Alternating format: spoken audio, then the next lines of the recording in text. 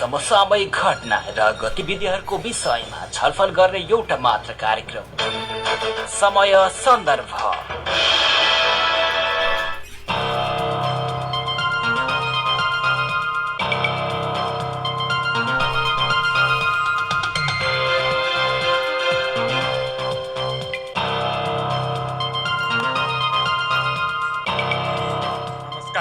कार्यक्रम समय सन्दर्भमा स्वागत छ।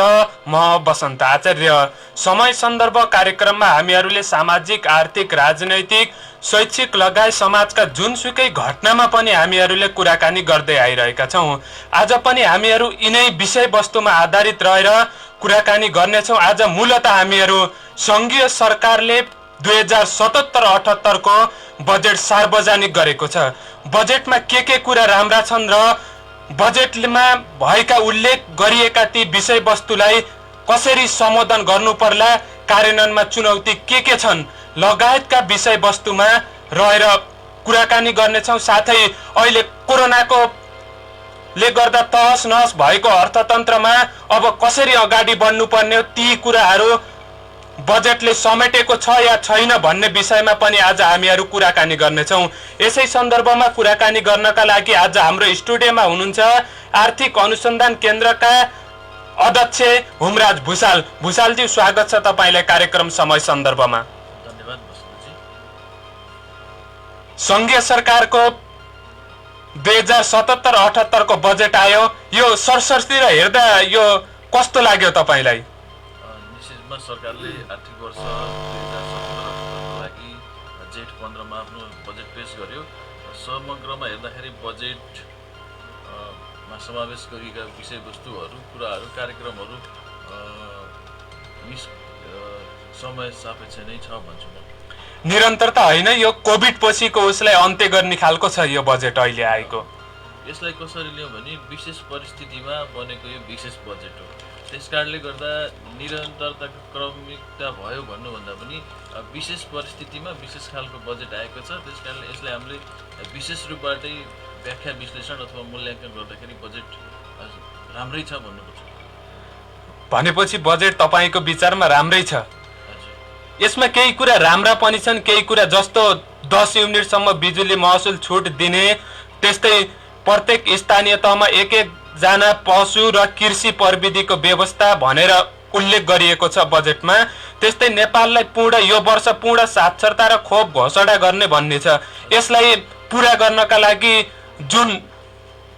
कार्यान्वयन गर्नका लागि जुन मापदण्ड हुनुपर्ने ती त उल्लेख नभए जस्तो छ। त कसरी पुरा गर्ने भन्ने यसमा स्पष्ट धारणा त छैन। त गरिने छ भनिएको छ, तर कसरी पुरा गर्ने भन्ने स्पष्ट मापदण्ड त उल्लेख नभए जस्तो छ। त बजेट आफैमा एउटा सकारात्मक पक्ष हो, विशेष खालको बजेट हो। त्यसकारणले यसले केही नयाँ कार्यक्रम पनि समावेश गरेको छ। जस्तै कृषि बजेट विशेष गरी कृषि केन्द्रित छ।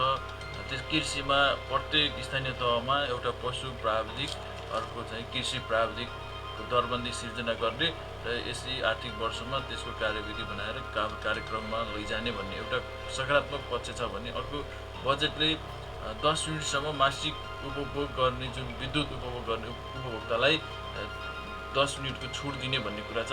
यो पनि एउटा राम्रै पक्ष हो। सँगसँगै अब यसै वर्ष देशका 77 जिल्लाका प्रत्येक सामुदायिक विद्यालयमा दिवा खाजा कार्यक्रम सञ्चालन गर्ने भनेको छ।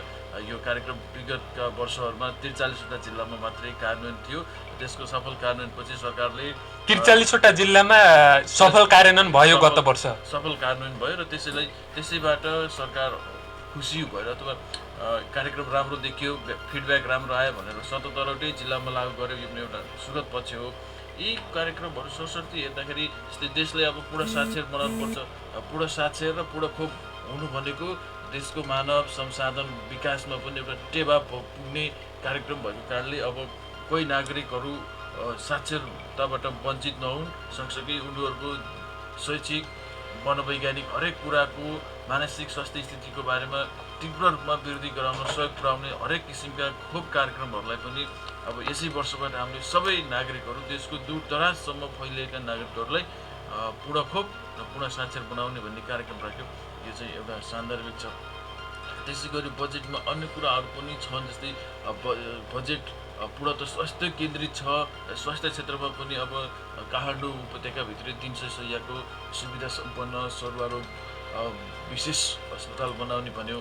हरेक प्रादेशिक राजधानी अस्थायी अथवा स्थायी जुनसुकै राजधानी भए पनि त्यहाँ कम्तीमा पनि त्यहाँ रहेका प्रादेशिक अस्पताल अथवा अञ्चल अस्पतालहरूलाई 200 सम्मको बेड सङ्ख्याको रूपमा स्तरोन्नति गर्ने र प्रत्येक प्रादेशिक सदरमुकाममा 50 शय्याको विशेष सरुवा रोगको उपचार र त्यसको अध्ययन अनुसन्धानमा केन्द्रित हुने खालका हस्पिटल बनाउने भन्ने निर्णय गर्यो। सरस्वती हेर्दाखेरि बजेट मूलत शिक्षा, स्वास्थ्य र कृषिमै केन्द्रित भएर आएको छ। यस कारणले बाहिर हल्ला भए जस्तो त्यति साह्रो नराम्रा कार्यक्रमहरू र नकारात्मक टिप्पणी गर्नुपर्ने कार्यक्रम मैले देख्दिनँ। किन विशेष परिस्थितिको विशेष बजेट भएको कारणले हामीले व्याख्या विश्लेषण गर्दा पनि त्यही विशेष परिस्थितिकै आधारमा रहेर गर्नुपर्ने हुन्छ जस्तो लाग्छ मलाई। तर पनि यो तपाईँले भन्नुभयो कृषिमा राम्रो छ भन्नुभयो, तर कृषिमा त बजेट राम्रो आएन भनेर त कृषि मन्त्री नै असन्तुष्ट भएको खबरहरू पनि त सार्वजनिक भइरहेका छन् त। मूलत बजेट नेपालको आफ्नो पैसा कति छ त्यसलाई केन्द्रित रहेर बनाउँदाखेरि अर्थतन्त्रका विशेष गरी 14वटा हाँगाहरू हुन्छन्। शिक्षा, स्वास्थ्य, सञ्चार, खानेपानी, विद्युत, अन्य पूर्वाधारहरू, यी सबैमा सरकारले आफ्नो आम्दानीलाई बाँडफाँड गर्नुपर्ने हुन्छ। यसरी सरस्वती हेर्दाखेरि अब मन्त्रालयले भनेअनुसार बजेट आफूलाई आएन, न्यायोचित भएन भन्ने कुरामा जस्तै उहाँले अगाडि सारेको कार्यक्रमहरू केही छुटेका हुन सक्छन्। छुटेकै आधारमा कृषि क्षेत्रलाई यो बजेट राम्रो छैन भन्ने सवालमा अनि कृषि क्षेत्रमा त अब अहिलेसम्म गर्न नसकेको कार्यक्रम भनेको एउटा प्राविधिकहरू थिएन। प्राविधिकको सरकारले दरबन्दी त सिर्जना गत वर्ष 68 अर्ब 78 करोड विनियोजन गरिएको थियो, अहिले केही त बढाइएको छ। अहिले 90 अर्ब 69 करोड रुपियाँ बजेट विनियोजन भएको छ। जति बढ्नुपर्ने हो त्यति बढेन, कृषिमा जति लगानी गर्नुपर्ने हो त्यति भएन भन्ने कृषि मन्त्रीकै गुनासो रहेको छ त। यसले अब कृषि मन्त्रीले कुन रूपमा लिनुपर्छ त्यो उहाँकै पाटोको जिम्मेवारी भयो। तर सरस्वती हेर्दाखेरि सरकारले अहिले ध्यान दिनुपर्ने क्षेत्र भनेको विशेष त जनस्वास्थ्य हो नि। जनस्वास्थ्यलाई केन्द्रमा राखेर बजेट बनाउँदै गर्दाखेरि कृषि क्षेत्रमा केही हदसम्म कार्यक्रमहरू समावेश नभएका हुन सक्छन्। केही कार्यक्रम समावेश भएन, ऊ सम्बन्धित मन्त्रालयबाटै आउने कुरा भयो। तर सर हेर्दाखेरि कृषिमा नयाँ नयाँ सुधारका कार्यक्रमहरू छन्। जस्तै प्रधानमन्त्री स्वरोजगार कार्यक्रमलाई पनि अब स्थानीय तहसँग जोडेर प्रत्येक स्थानीय तहमा एउटा कुनै न कुनै उत्पादनलाई जोड दिने प्रधानमन्त्री रोजगार कार्यक्रमको त विरोध पनि त भएको विगतमा। अनि प्रधानमन्त्री स्वरोजगार कार्यक्रम विगतमा केही विवादित बन्यो र त्यो फर्स्ट ट्रायल पनि हो। फर्स्ट ट्रायलको क्रममा केही कमी मर्निङ सो द डे भन्छन् त, सुरुमै आलोचना भयो त। सुरुमा होइन, नेपालमा के भयो भने अब आफूले गरेको सबै काम ठिक छ, यो राम्रो वैज्ञानिक हो भन्ने र अर्कोले ल्याएको कार्यक्रममा चाहिँ हिलो छापाछाप गर्ने प्रवृत्ति पनि हाबी छ। र पछिल्लो समयमा के छ भने हाम्रो यो कतिपय सामाजिक सञ्जाललाई नै आधार बनाएर चल्ने मिडियाहरूमा पनि वास्तविकता सत्य तथ्यमा केन्द्रित छैन। अनि बाहिर बहसमा जे आयो त्यसैलाई छापिदिने अनि हामी पाठकहरूले पनि त्यसैमा विश्वास गर्ने पद्धति विकास भएको कारणले गर्दाखेरि हो प्रधानमन्त्री स्वरोजगार कार्यक्रम केही विवादित हो। र तपाईँले भने जस्तै प्रधानमन्त्री स्वरोजगार कार्यक्रमलाई केही स्थानीय तहहरूमा त्यसको जुन स्पिरिट हो, मान्यता हो, मूल्य मान्यता जुन बनाइएको थियो त्यसको आधारमा केही नचल्दा र त्यस कार्यक्रमलाई आफ्नो भोट ब्याङ्कको रूपमा स्थानीय तहहरूले पनि बुझिदिँदाखेरि केही समस्या भएको विगतका दिनमा। सरकारले त्यही विगतका कमी कमजोरीहरूलाई नै देखेर यसपटक चाहिँ प्रधानमन्त्री स्वरोजगार कार्यक्रमलाई स्थानीय तहको पूर्वाधार विकास कार्यक्रमसँग जोडेर स्थानीय तहमा कुनै न किसिमको पूर्वाधार पनि विकास गर्ने र त्यो पूर्वाधारको माध्यमबाट एक स्थानीय तह एक उत्पादन हुनै पर्ने भनेर जुन स्पष्टताका साथ अहिले बजेटमा समावेश गर्यो। यस कारणले गर्दा विगतका कमी कमजोरी यसपटक देखिँदैन। जस्तै उदाहरणको लागि यहाँ हेर्नुहोस्, बुटोल उपमहानगरपालिकाले प्रधानमन्त्री स्वरोजगार कार्यक्रमलाई अब सडक सरसफाइमा केन्द्रित गरेर भएन। अब बुटोल उपमहानगरपालिकाले आफ्ना कुनै एउटा निश्चित वडालाई पकेट क्षेत्र घोषणा गरेर कुनै न कुनै वस्तुमा उत्पादन गरेर देखाउनु पर्ने भयो नि राज्यलाई। हो त्यो उत्पादन गर्नु भनेको त अब नितान्त प्रधानमन्त्री स्वरोजगार कार्यक्रम बजेट खर्च गर्ने र केही आफ्ना कार्यक्रमहरू सञ्चालन गर्नेमा मात्रै केन्द्रित हुन्न। अब प्रधानमन्त्री स्वरोजगार कार्यक्रम केही सुधार लिएर आएको छ। यसले चाहिँ अब उत्पादन नै गर्छ। म त विश्वस्त छु कि यसले कुनै न कुनै वस्तु तथा सेवा उत्पादन पक्कै गर्छ। तर पनि त आफ्नै कार्यकर्ताहरूलाई पाल्ने एउटा बाटो भयो भनेर पनि त आलोचना भइरहेको छ यसलाई। होइन, तपाईँले यसलाई कसरी हेर्नु भएको छ? कार्यकर्तालाई जोड्यो भन्ने सवालमा यो चाहिँ कार्यकर्ता भन्दा पहिला तिनी आम नेपाली नागरिक हुन् कि होइनन्? हजुर, नेपाली नागरिक हुन्, नेपाली कार्यकर्ता नागरिक भयो। हुन्, उनीहरूसँग नेपाली नागरिकता छ। अहिलेको 21औं शताब्दीमा कुनै पनि नागरिक कुनै न कुनै राजनीतिक दलमा आस्था हुन्छ। कसैले सक्रिय रूपमा काम गर्छ, कसैले निष्क्रिय रूपमा काम गर्छ, कुनै न कुनै राजनीतिक विचारप्रति झुकाव हुन्छ।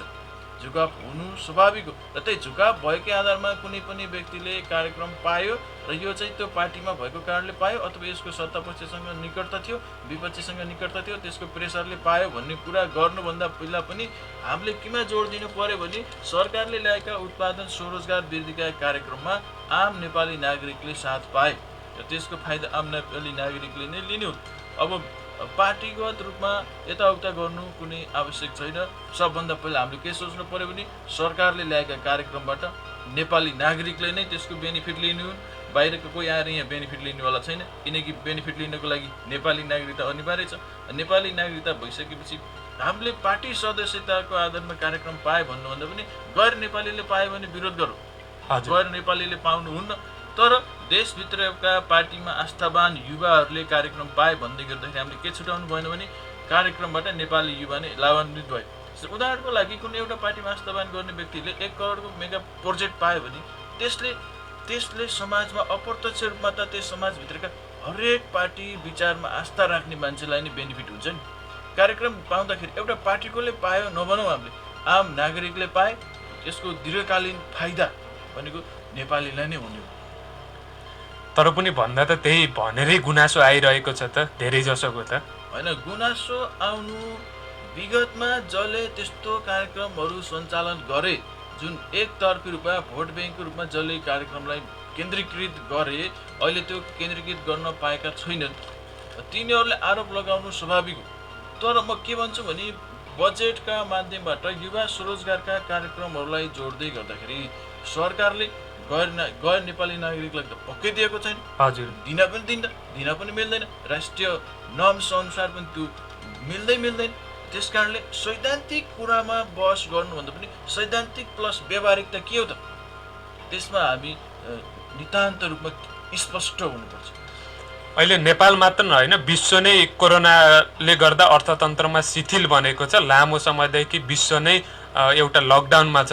यो अवस्थामा नेपालले पनि बजेटको आकार विगतको भन्दा केही घटाएको छ। यसरी घटाउनु राम्रो हो या होइन? अब विशेष परिस्थितिमा देशको अर्थतन्त्रमा सङ्कोचन आएको छ। अहिले सरकारका 14 अर्ब 74 64 करोडको बजेट हो, फुल बजेट।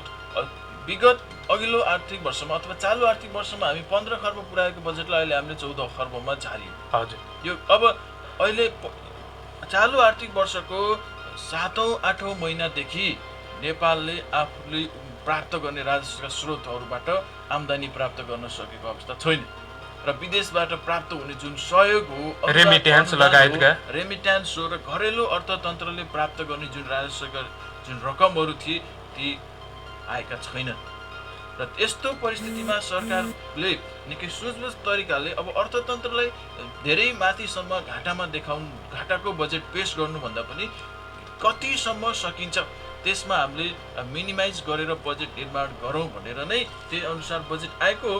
र बजेट सरसर्ती हेर्दाखेरि बजेटमा थुप्रै सुधारका कार्यक्रमहरू समावेश हुन्छ। जस्तै सरकारले यो वर्षबाट नितान्त सरकारी कर्मचारीहरू र विभिन्न सङ्घ संस्थानहरूमा काम गर्ने कर्मचारी अथवा कोषहरूमा काम गर्ने कर्मचारीहरूको जस्तो कोरोना विरुद्ध लड्ने स्वास्थ्य कर्मीका लागि 5 लाखको निशुल्क स्वास्थ्य बिमा सहितका कार्यक्रमहरू समावेश गरिएको छ। हजुर, यो नितान्त स्वास्थ्य कर्मीसँग मात्रै जोडिएको विषयवस्तु होइन। फेरि 5 लाखको जीवन बिमा प्रत्यक्ष रूपमा सरकारले कोरोना महामारीको फ्रन्ट लाइनमा काम गर्ने व्यक्तिहरूलाई गर्ने भन्यो निशुल्क रूपमा।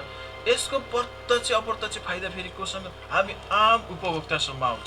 जबसम्म फ्रन्ट लाइनमा काम गर्ने व्यक्तिको सुरक्षाको बारेमा सरकार मौन बस्थ्यो, त्यति बेला उनीहरू त्यो पेसामा लागेका व्यक्ति अथवा सङ्घ संस्थाहरू खुलेर बिना हिचकिचाहटका साथ काममा लाग्ने अवस्था थिएन र सरकारले त्यो समस्या समाधान गर्नको लागि अब चाहिँ केही हदसम्म उनीहरूको लाइफ सेक्योर गरेर अब कुनै पनि नागरिक उपचारबाट वञ्चित हुन नपरोस् भनेर नै यो कार्यक्रम ल्याएको। त्यसकारण स्वास्थ्य क्षेत्रका व्यक्तिहरूले त्यसको प्रत्यक्ष फाइदा लिए पनि अप्रत्यक्ष रूपमा त्यो कार्यक्रम आम जनस्वास्थ्यसँग सबैलाई फाइदा गर्छ। यसले सबैलाई नै फाइदा गर्छ।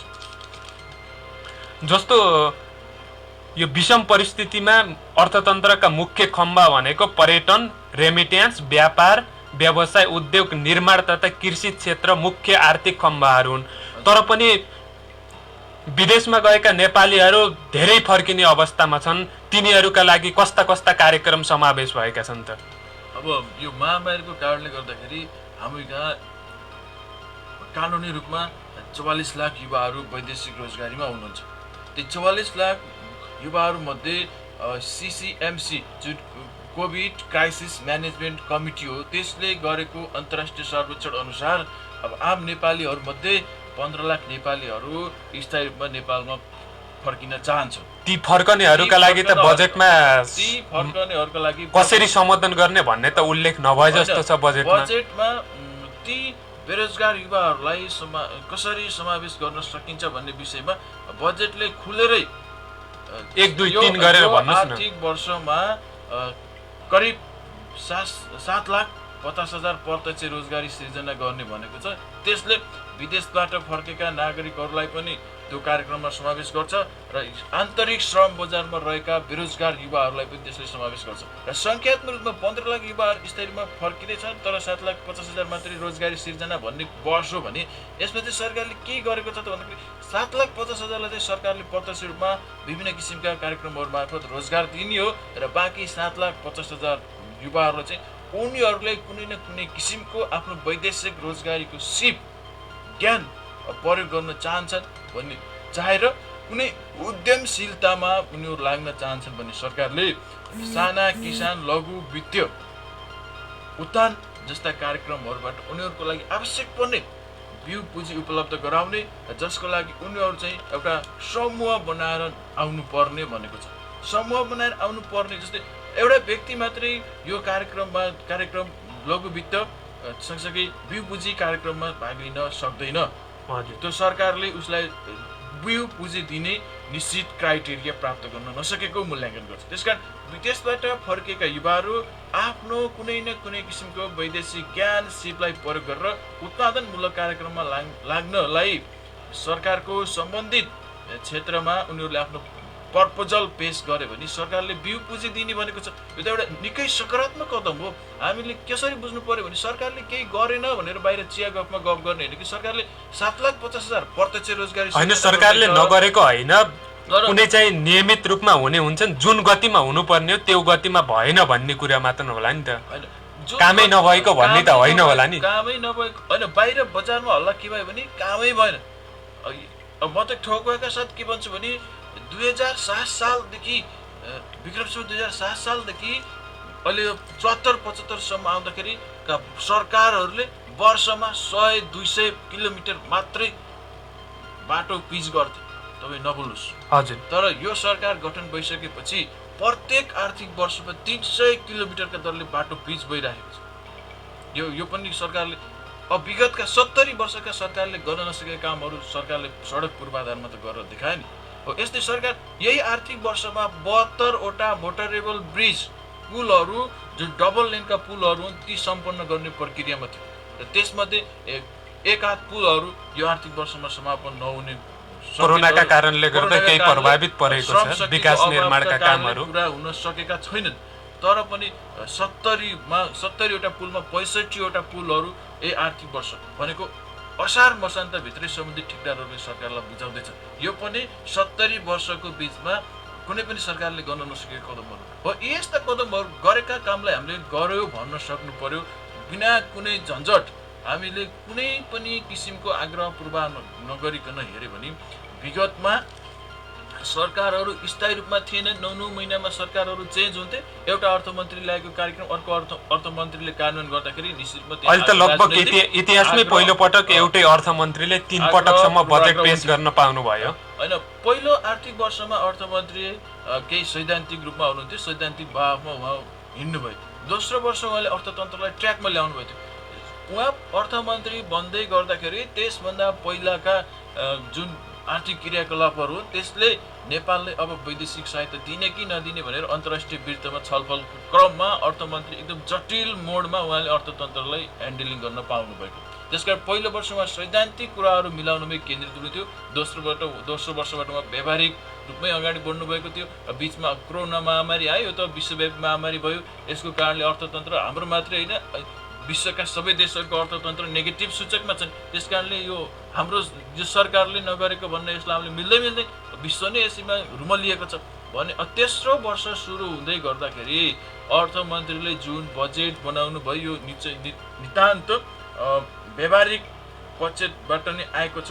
यो वर्ष सरकारले आन्तरिक ऋण, बाह्य ऋण र अनुदानहरूलाई पनि केही व्यवस्थित तरिकाले नै सञ्चालन गर्ने भनेको छ। अब ऋण लिएर कर्मचारीहरूलाई भत्ता, प्रोत्साहन भत्ता, गोष्ठी सेमिनार चलाउन नदिने।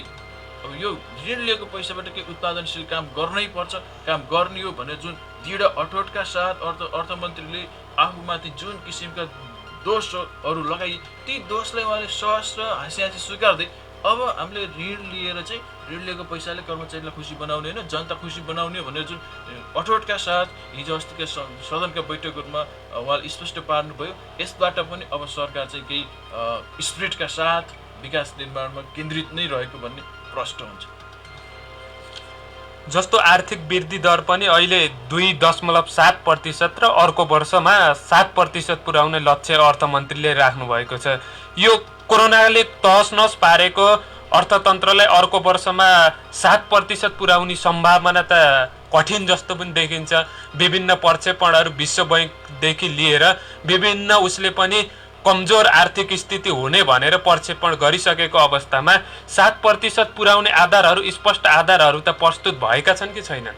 होइन, बजेट यो चालु आर्थिक वर्षको हाम्रो अनुमानित आर्थिक वृद्धि भनेको 7.5 थियो र कोभिडको कारणले गर्दाखेरि हाम्रो देशमा चाहिँ 5% जति कमी आयो। 2.7% राखिएको छ। 2.68 हो भन्दा हामीले 2.7% भनिन्छ। यो 2.7% जुन प्रक्षेपण छ यो पनि यही महामारी अझै एक महिना रह्यो भने नहुन सक्छ। तर यो त यसकै कारणले गर्दा अर्को आर्थिक वर्ष हाम्रो अन्धकारमय हुन्छ भन्ने चाहिँ होइन। विश्व बैंकले त 1.5 देखि 2.8% हुने भनेर अनुमान गरेको छ। विश्व बैंकले 1.5 अथवा 2.5 अथवा माइनस नै किन नभनोस्। विश्व बैंक लगायतका अन्य अन्तर्राष्ट्रिय सङ्घ संस्थाहरू कहिल्यै पनि विकास उन्मुख देशको पक्षमा हुन्नन्। उनीहरू विकास उन्मुख देशहरूलाई जहिले पनि निराशामूलक बनाएर तिनीहरूलाई डोमिनेट गर्न चाहन्छ। उनीहरूले त्यहाँ विकास उन्मुख अर्थतन्त्रमा आफ्नो भाइटल रोल प्ले गर्न चाहन्छ। त्यसकारण विकास उन्मुख देशको अर्थतन्त्र पोजिटिभ सिरिजमा गए पनि उनीहरूले अझै पनि केही सुधार भएको छैन भन्ने र आफ्नो रोल नै हाबी गराउन खोज्ने पद्धति भएको कारणले ती अन्तर्राष्ट्रिय सङ्घ संस्थाहरूले जे पनि विकास उन्मुख देशहरूको बारेमा जे सत्य हो त्यो बाहिर ल्याइदिँदैन। र अर्को कुरा तपाईँले भन्न खोजेको अर्को वर्ष हामी 7.5 को आर्थिक वृद्धि प्राप्त कसरी गर्न सक्छौँ भन्ने सवाल हो भनेदेखि अर्को वर्ष हामी निश्चित रूपमा सरकारले भने जस्तै 7.5% को गतिमा पुग्न नसके पनि हामी निश्चित रूपमा 5% भन्दा माथिको आर्थिक वृद्धि प्राप्त गर्छौँ। यसका केही आधारहरू छन्। अर्को वर्ष सरकारले विकास निर्माणमा अझ तीव्रताका साथ अगाडि बढाउँछ।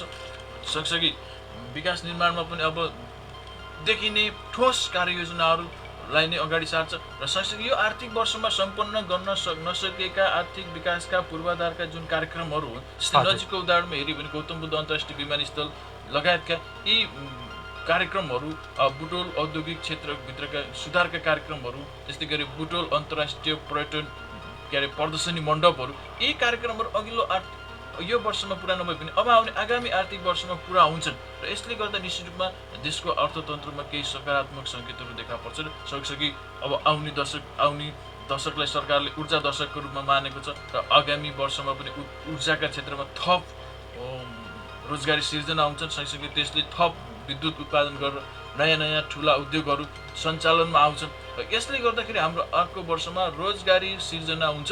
रोजगारी सिर्जना भइसकेपछि हामी कहाँ आम्दानी पनि बढ्दै जान्छ। आम्दानी बढ्दै गइसकेपछि अब त्यसले फेरि लगानीका वातावरणहरू नयाँ वातावरण खोज्दै जान्छ। लगानी बढ्दै जान्छ र लगानी योग्य आम्दानी जब पब्लिकको वृद्धि भइसकेपछि यो हाम्रो अर्को आर्थिक वर्षको जुन आर्थिक वृद्धि दर हो यो चाहिँ निश्चित रूपमै 5% भन्दा माथि त सहज रूपमै प्राप्त हुने सङ्केत देखिएका छन्। सहज रूपमा प्राप्त हुन्छ। तपाईले रूपन्देहीको र गौतम बुद्ध अन्तर्राष्ट्रिय विमानस्थलको कुरा उठाउनु हो। समग्रमा प्रदेश नम्बर 5 मा अहिलेको बजेट कस्तो छ?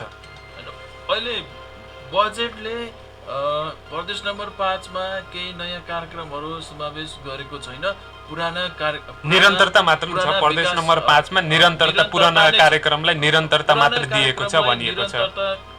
दिएको छ भन्दै गर्दाखेरि विगतमा थालेका आर्थिक विकासका पूर्वाधारका कार्यक्रमहरूलाई अर्को आर्थिक वर्षमा 77-78 मा चाहिँ पुरा गर्ने सुरु गरेर लथालिङ्ग छोड्नुभन्दा नयाँ कार्यक्रम नल्याएको नै बेस्ट हो। भएका कार्यक्रमलाई पहिला पूर्णता दिने र ती पूर्णता भएको आधार भइसकेपछि मात्रै अर्को कार्यक्रम ल्याइयो भने बल्ल देशको अर्थतन्त्रले मुहार फेर्छ। सँगसँगै 5 नम्बर प्रदेशमा त यसभन्दा अगाडि थुप्रै कार्यक्रमहरू छन्। यहाँ कार्यक्रम आएन भनेर अहिले ती कार्यक्रम पुरा त भएका छैनन् अझै। पुरा नभएका कार्यक्रमहरूलाई पुरा गर्नु ठुलो कुरा। बजेट पारेर त्यो त्यसका सैद्धान्तिक आधार मात्रै खडा गर्ने र व्यावहारिक त्यसको उपलब्धि नलिने जुन पद्धति हो त्यसलाई यो बजेटले रोक्यो। अब चाहिँ विगतमा भएका कार्यक्रमहरूलाई पहिला पूर्णता गरौँ, त्यसबाट केही बेनिफिट लिगौँ र मात्रै नयाँ कार्यक्रमहरू सञ्चालन गरौँ भन्ने जुन कार्यक्रमका साथ अहिले सरकारले 5 नम्बर प्रदेशलाई नयाँ कार्यक्रमहरू केही दिएको छैन। र स्वास्थ्य क्षेत्रमा चाहिँ दिएकै हो, किनकि अब प्रदेश राजधानीमै अब एउटा सुविधा सम्पन्न 200 बेडको हस्पिटल बनाउने सबै प्रदेशमा भनिएको छ। अब त्यस फेरि 50-100 विशेष हस्पिटलहरू बनाउने भन्ने यो हेर्दा यो एउटा नयाँ कार्यक्रम चाहिँ यसैलाई मान्न सकिन्छ। अरू चाहिँ सरसर्ती त नयाँ कार्यक्रम छैन र नयाँ कार्यक्रम नआएको नै बेस्ट हो। किन नयाँ कार्यक्रम आउने बित्तिकै फेरि पुराना कार्यक्रमबाट छायामा पर्ने सम्भावना हुन्छ। त्यसकारणले पुराना कार्यक्रम अलपत्र अवस्थामा पर्छन्, अलपत्र हुन्छ। त्यसकारण पुराना कार्यक्रम यो वर्ष हामीले सम्पन्न गर्न सक्यो भने आगामी आर्थिक वर्षमा सम्पन्न गर्न सक्यो भने त्यसपछि अर्को आर्थिक वर्षमा त नयाँ कार्यक्रम पक्कै पर्नु नै पर्छ। तर पनि एउटा बस चलिरहेको छ के कृषिमा 25% बजेट छुट्याउनु पर्छ भन्ने धेरै कुरा सुनिएको छ। तर यो विषम परिस्थितिमा कृषिमा थोरै बजेट छुट्याउनु तपाईलाई कस्तो लाग्छ? यो कृषिमा चाहिँ 25% देशको अर्थतन्त्रको मुख्य आधार भनेकै कृषिमा 25% कुल बजेटको 25% रकम बजेट विनियोजन गर्नु पर्दछ भन्ने छ। तपाईलाई के लाग्छ यसमा? अघि पनि मैले जोड दिएको कुरा के भने नेपाली अर्थतन्त्रका पिलरहरू 14 वटा छन्। हजुर, ती 14 वटा पिलर मध्ये सबै पिलरहरू समान हैसियतका हुन् र मूलत कृषि नेपाल एउटा कृषि प्रधान देश हो। अब यसले कुल अहिले चाहिँ मुख्य त के भनिएको छ भन्दा अहिले यो कोरोनाले शिथिल बनेको अर्थतन्त्रमा खास गरी जनस्वास्थ्य पहिलो प्राथमिकता, रोजगारी, साना मझौला व्यवसायको रक्षा हुनुपर्ने भनिएको छ। तर यसलाई व्यापक रूपमै सम्बोधन भएको छ या छैन?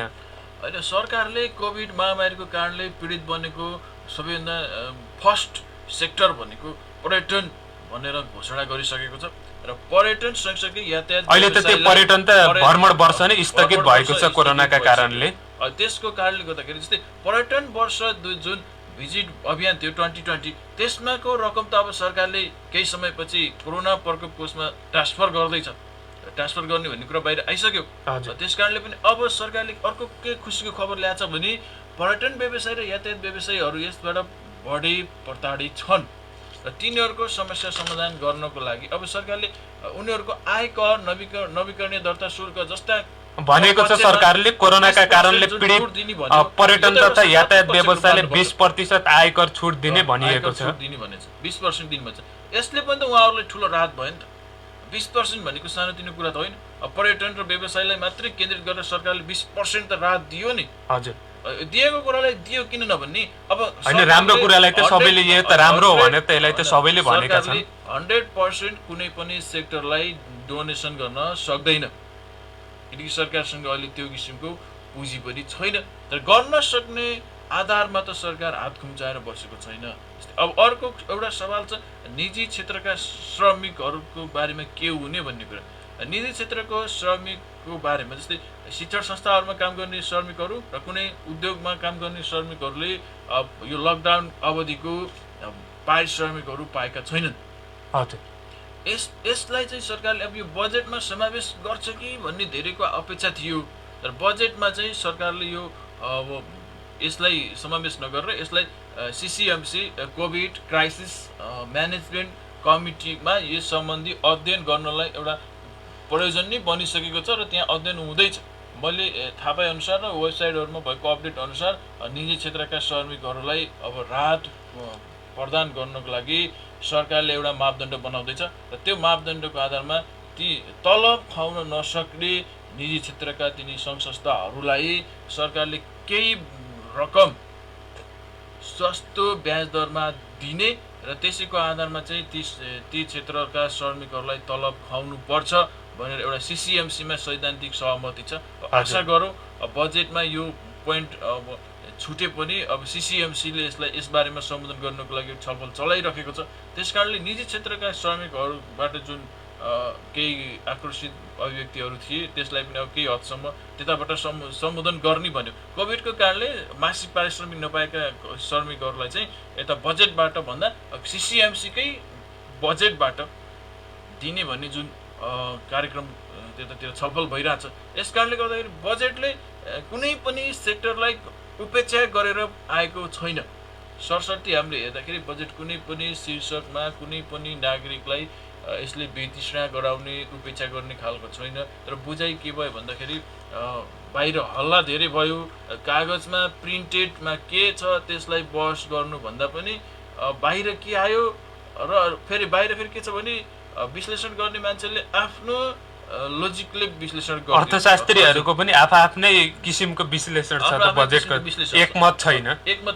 अब एकमत खास त अर्थशास्त्रीहरूको त यो बजेटको उसमा त एकमत हुनुपर्ने हो त। अर्थशास्त्रीहरू नेपालमा के भयो भने आफ्नो आफ्नो आइडियोलोजी अनुसार सबैले काम गरे। आफ्नो पार्टी निकट छ भने त्यसलाई स्वागत गर्ने, विपक्षको छ भने राम्रो भए पाएर त्यसलाई विरोध गर्ने। कार्यक्रम छ भने त्यसमा चाहिँ विरोध गर्नै पर्ने, राम्रै कार्यक्रम भए पनि विरोध गर्नै पर्ने। आफ्नोले ल्यायो भने फेरि राम्रो भए पनि नराम्रो भए पनि त्यसलाई राम्रो भन्ने परिपाटी पर्ने। जुन परिपाटीको विकास थियो, विकास छ, यसलाई चाहिँ निरुत्साहित गर्नै पर्छ। बजेट भनेको आम जनजीवनसँग प्रत्यक्ष सरकार राख्ने विषय भएको कारणले गर्दाखेरि विश्लेषकहरूले अथवा लेखकहरूले आफ्नो सामाजिक उत्तरदायित्व भुल्नुहुन्न। सबैभन्दा पहिला समाज हो, पार्टीभन्दा पहिला समाज हो। हजुर, समाजमा आफूले स्पष्ट भिजन दिन सक्नुपर्छ।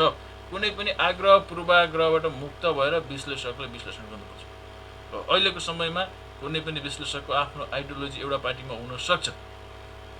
दुनियाँमा कोही पनि विचारबाट अछुत छैन र त्यस कारणले आफूले बहस गर्ने विषयवस्तुहरूमा आइडियोलोजी अनुसार बहस गर्यो भने आम नागरिकले सत्यता कहिले पनि बुझ्दैनन् र सत्यता बुझाउनको लागि खुला मनले चाहिँ विश्लेषण गर्न जरुरी छ। यी कुराहरूमा चाहिँ केही हदसम्म सुधार गर्नुपर्छ र यी कार्यक्रमहरू बेस्ट छन् भनेर त भनिदिनु पर्यो। बल्ल पो नागरिकहरू भन्न नसकेको अवस्था छ त होइन, भन्न नसकेको त्यही हामी विगतको कार्यक्रम विगतकै पद्धतिबाट हामी गाइडलाइन भयो। अब यसबाट हामी मुक्त हुनुपर्छ।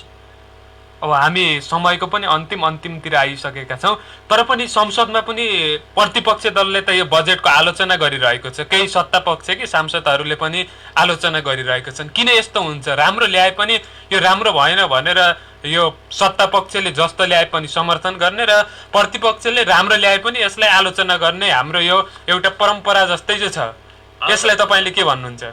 संसदभित्र हुने आलोचना एउटा निरन्तरताकै कर्मिकता हो। त्यहाँभित्र अब आफ्नो पार्टीको विचार अनुसार चल्ने भन्ने एउटा व्हिप हुन्छ। त्यही व्हिप अनुसार उहाँहरूले आफ्नो ढङ्गले व्याख्या विश्लेषण गर्नुहुन्छ।